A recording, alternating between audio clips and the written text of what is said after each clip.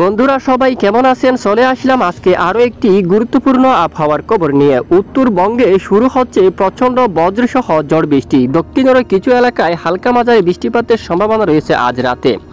কেমন থাকতে পারে আগামীকাল 25শে জুন মঙ্গলবারের আবহাওয়া? কি জানাচ্ছে বাংলাদেশ আবহাওয়া অধিদপ্তর? কোন কোন জেলায় হতে পারে মাঝারি থেকে ভারী বৃষ্টি? জানতে হলে ভিডিওটি সম্পূর্ণ দেখতে থাকুন। ভালো লাগলে লাইক করুন, আর সবার আগে গুরুত্বপূর্ণ আবহাওয়ার খবর পেতে চ্যানেলটি সাবস্ক্রাইব করে পাশের বেল বাটনে ক্লিক করে রাখুন। আর ভিডিওটি কোন জেলা থেকে লাইভ দেখছেন কমেন্ট করে জানিয়ে দিন। সরাসরি আমরা স্যাটেলাইট ইমেজের উপর আজ চলে আসলাম। তো প্রথমে আমরা দেখাবো উত্তরবঙ্গ সহ দক্ষিণ এবং পূর্ব পশ্চিম কোন কোন জেলার আবহাওয়া এই মুহূর্তে বা আজ রাতে কেমন থাকবে। পাশাপাশি আগামীকাল বৃষ্টির সম্ভাবনা রয়েছে। তো বাংলাদেশ আবহাওয়া অধিদপ্তর থেকে কি লেটেস্ট আপডেট উঠে আসছে, তো সম্পূর্ণ লাইভ আপডেটটি দেখিয়ে দেবো। তো এদিকে এই মুহূর্তে আমরা দেখতে পাচ্ছি উত্তরবঙ্গে প্রচণ্ড মেঘলা আকাশ তৈরি হয়ে গেছে। আকাশ কিন্তু ভারী মেঘ জমতে দেখা যাচ্ছে, ভারী থেকে অতি ভারী মেঘ। এই যে খুদা এই অঞ্চলে কিন্তু ভারী মেঘ জমতে দেখা যাচ্ছে। এখানে বজ্রগর্ভ মেঘও কিন্তু তৈরি হচ্ছে। এখানে ভারী থেকে অতি ভারী বৃষ্টিপাতের সম্ভাবনা এই যে সব এলাকা জুড়ে, উত্তর এখানে গুয়াহাটি এবং এদিকে আরও এখানে উমলিং এই এলাকার দিকে প্রচণ্ড বৃষ্টিপাত দেখা যাচ্ছে। হোজাই এখানেও ঠিক এখান থেকে আমরা দেখতে পাচ্ছি এখানে শিলংয়ের উত্তরে অনেক এলাকায় মেঘালয় অঞ্চলে মূলত প্রচণ্ড আকারে বজ্র বিদ্যুৎ সহ বৃষ্টিপাত থাকতে পারে। এবং উত্তরে একদম উত্তর পশ্চিম আলিপুরদুয়ার শিলিগুড়ি হালকা বিক্ষিপ্ত বৃষ্টি, তেমন বজ্রপাত নেই, বজ্র বৃষ্টিপাত নেই। পঞ্চকোট সহ সুরুঙ্গা এই এলাকায় শিলিগুড়ির দিকে আকাশ মেঘাচ্ছন্ন, দুয়াক এলাকায় হালকা বজ্র বৃষ্টি এরকম। এবং এখানে ধূপগুড়ি সহ জলপাইগুড়ি, তারপর এদিকে শীতলকুচি আকাশ মেঘাচ্ছন্ন থাকার সম্ভাবনা। দুয়াক এলাকায় বিক্ষিপ্ত বৃষ্টিপাত এবং দেশের পূর্ব অঞ্চলে বৃষ্টিপাত কিছুটা প্রবেশ করতে দেখা যাচ্ছে। লাখাই মৌলভীবাজার দিয়ে আগরতলা ব্রাহ্মণবাড়িয়া দিয়ে বেশিরভাগ অঞ্চলে আকাশ প্রচণ্ড মেঘাচ্ছন্ন থাকতে পারে, তবে যেরকম মেঘ থাকবে সেরকম বৃষ্টিপাত নেই। এবং দক্ষিণে এখানে খুলনা ও বরিশাল বিভাগের উপর মেঘের মাত্রা কম থাকলেও বজ্রসহ বৃষ্টিপাত কিন্তু থাকছে কয়েকটি অঞ্চলে। এখানে হালকা মাঝারি ধরনের বরিশালের দিকে কোয়াইয়ের দিকে দেখুন এখানে বজ্রসহ বৃষ্টিপাত থাকতে পারে রাতে। এবং বিকেল থেকে বৃষ্টিপাত শুরু হয়। অলরেডি বরিশাল বিভাগের বিভিন্ন অঞ্চল জুড়ে সব জায়গায় বৃষ্টিপাত না হলেও কিছু কিছু এলাকায় কিন্তু বৃষ্টিপাতযুক্ত মেঘ তৈরি হচ্ছে, বৃষ্টিপাতের সম্ভাবনা রয়েছে। এছাড়া রাতে চট্টগ্রাম বিভাগের কুতুবদিয়া থেকে শুরু করে এখানে লামা আলীকদম অথবা এদিকে কক্সবাজার উপকূলীয় অঞ্চলে ভদ্রকালী চোয়ারপাড় এখানে অনেক এলাকায় হালকা মাঝারি বৃষ্টিপাত দেখা গেছে রাতে। এবং সারাদিন কিন্তু আকাশ মেঘলা ছিল, কিছুটা রোদের দেখা, এবং এরপরে আকাশ বেশিরভাগ সময় মেঘলা ছিল, বৃষ্টিপাতের তেমন দেখা পায়নি। বিকেল থেকে রাতে আবারও মেঘ প্রবেশ করছে, রাতে বৃষ্টিপাতের সম্ভাবনা কিন্তু দেখা যাচ্ছে। পশ্চিমবঙ্গের দিকে আমরা দেখতে পাচ্ছি বেশ কিছু এলাকায় জামশেদপুর সহ ধামবাদ এবং খড়গপুর কারলে এখানে সবটিকে এলাকায় মেঘের আনাগোনা কিন্তু রয়েছে, বৃষ্টির সম্ভাবনা কম। তো এরই মাঝে আমরা একবার বাংলাদেশ আবহাওয়া অধিদপ্তরের রিপোর্টে চলে আসলাম। বাংলাদেশ আবহাওয়া অধিদপ্তর থেকে বঙ্গোপসাগরের জন্য কোনো ধরনের সতর্ক বার্তা কিন্তু তুলে ধরেনি, এখানে দেখা যাচ্ছে অলরেডি। তবে বৃষ্টিপাতের যে সতর্কতা তুলে ধরা হলো, পরের যে 5 দিনের লাইভ আপডেটে আমরা একটু আপনাদেরকে দেখাই যে বৃষ্টিপাত কীরকম থাকতে পারে। পরের 5 দিনে দেশের উত্তরে বৃষ্টিপাতের সম্ভাবনা রয়েছে, এবং পরের 6 দিনে দেশের দক্ষিণের উপরও বৃষ্টিপাতের সম্ভাবনা কিন্তু উঠে আসছে। কোন কোন জেলায় একবার দেখুন। বাংলাদেশ আবহাওয়া অধিদপ্তরের ম্যাপে যে বৃষ্টিপাতের আপডেট তুলে ধরা হলো, এখানে উত্তরবঙ্গের দিকে বৃষ্টিপাতের সতর্কতা কিন্তু তুলে ধরছে। এই যে উত্তরবঙ্গের দিকে এখানে বিশেষ করে উত্তর পশ্চিম শিলিগুড়ি আলিপুরদুয়ার সহ এখানে দেখুন সুরঙ্গা এবং উত্তরে পঞ্চকোট কুড়িগ্রাম অথবা রংপুর বিভাগের বেশ কিছু এলাকা জুড়ে হালকা মাঝারি ধরনের বৃষ্টিপাতের সম্ভাবনা থাকবে পরবর্তী 6 দিনের রিপোর্টে, মূলত সপ্তাহের আপডেটে দেখুন। এবং উত্তরে বৃষ্টিপাতের সম্ভাবনা থাকবে, হালকা থেকে মাঝারি ধরনের বৃষ্টিপাতের সম্ভাবনা থাকবে। কি পরিমাণ দেখুন, এখানে হলুদ কালার মেঘ, মাঝারি ধরনের বৃষ্টিপাতের সম্ভাবনা থাকবে ময়মনসিংহ এবং এদিকে সিলেট এখানেও হালকা মাঝারি দুয়েক এলাকায় ভারী বৃষ্টিপাতের সম্ভাবনা। পাশাপাশি ঢাকা বিভাগের কিছু কিছু অংশে এখানে দেশের পশ্চিম দিকে বৃষ্টির সম্ভাবনা কম থাকতে পারে। আবহাওয়া অধিদপ্তর থেকে অলরেডি দেওয়া হয়ে গেল, দেখুন এই ম্যাপের মধ্যে। এখানে ধরুন খুলনা বিভাগে বৃষ্টির মাত্রা কম, পশ্চিমবঙ্গের উপরও বৃষ্টির মাত্রা খুবই কম থাকতে পারে, হালকা কিছু এলাকায় হালকা মাঝারি। আর সাথে দক্ষিণে যে টেকনাফ দিয়া বৃষ্টিপাত প্রবেশ করতে পারে, এখানে ভারী বৃষ্টিপাত থাকতে পারে পরের 6 দিনের মধ্যে। এখানে টেকনাফ চেনমাটিং এদিকে মাঝারি থেকে ভারী বৃষ্টিপাত, কক্সবাজারও বৃষ্টিপাত থাকতে পারে। পাশাপাশি কুতুবদিয়ার অঞ্চল দিয়ে এখানে সমুদ্র অঞ্চল দিয়ে বৃষ্টিপাত ঘটাতে পারে, পাহাড়ি অঞ্চলে বিশেষ করে কিছু কিছু এলাকায়। তবে কাকড়াছড়ির দিকে উত্তর একদম সাজেক লংগদু এই এলাকার দিকে কিন্তু হালকা মাঝারি বৃষ্টিপাত থাকতে পারে এবং সন্দ্বীপ বা হাতিয়া দিয়ে এদিকে নোয়াখালী অথবা এখানে পিনিমিরসরা এদিক দিয়েও কিছুটা বৃষ্টিপাতের সম্ভাবনা রয়েছে পরবর্তী 6 দিনের আবহাওয়ার রিপোর্টে। এবং পরবর্তী 7 দিনের কি আপডেট সেটি যদি আমরা একটু দেখি, বৃষ্টির মাত্রা আরও কিছুটা বাড়তে পারে। মূলত এক সপ্তাহে, যে সপ্তাহের শেষের দিকে দক্ষিণের অনেক এলাকায় হালকা মাঝারি ধরনের বৃষ্টিপাত, সাথে সমুদ্র অঞ্চল দিয়া উপকূলীয় অনেক এলাকায় মাঝারি থেকে ভারী বৃষ্টিপাত থাকার সম্ভাবনা কিন্তু রয়েছে। তো এবার আমরা সরাসরি আপনাদেরকে দেখাবো আবহাওয়ার ইউরোপিয়ান মডেল থেকে কি আপডেট তুলে ধরছে, পরবর্তী কয়েকদিন বা আগামীকাল কোন কোন জেলায় বৃষ্টিপাতের সম্ভাবনা রয়েছে। আমরা সরাসরি চলে আসলাম বৃষ্টিবাহী মোডে। ইউরোপিয়ান মডেলের রিপোর্ট অনুযায়ী আগামীকাল উত্তরবঙ্গের দিকে বৃষ্টিপাতের সম্ভাবনা রয়েছে।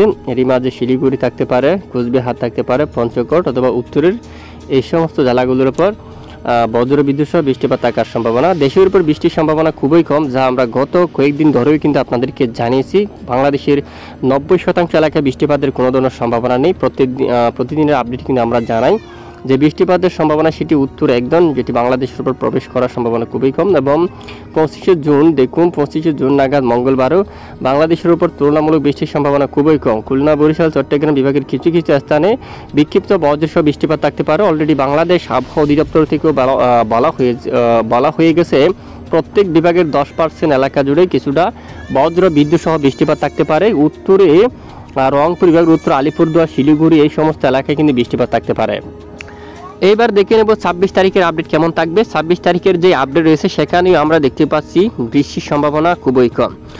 বিভাগের কিছু কিছু এলাকা জুড়ে বিক্ষিপ্ত বৃষ্টিপাত থাকতে পারে। বর্ষার মূলত মৌসুমী বায়ু বাংলাদেশের উপর মাঝারি ধরনের এখানে মূলত মৌসুমী বায়ু বাংলাদেশের উপর মোটামুটি প্রবেশ করে গেছে, বঙ্গোপসাগরে মাঝারি অবস্থা রয়েছে।